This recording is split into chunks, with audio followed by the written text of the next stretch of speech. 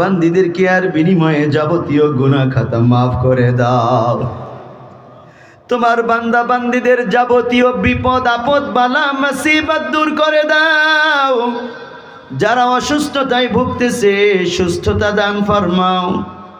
যারা বিভিন্ন মুসিবতে আছে, সাংসারিক অশান্তিতে আছে, মামলা মোকদ্দমায় জড়িয়ে আছে, ঋণগ্রস্ত আছে, মাওলা এই সকল বিপদ থেকে তোমার বান্দা বান্দীদেরকে মুক্তি দান ফরমাও। যা কিছু আলোচনা হলো আমরা যেন আমল করতে পারি, আমরা যেন তোমার পাক্কা ঈমানদার বান্দা হতে পারি, বান্দি হতে পারি, তৌফিক দান ফরমাও। আয় আল্লাহ, বাংলাদেশে তুমি স্থায়ীভাবে ইনসাফ আর শান্তি প্রতিষ্ঠার জন্য কোরআনের রাজ কায়েম করে দাও।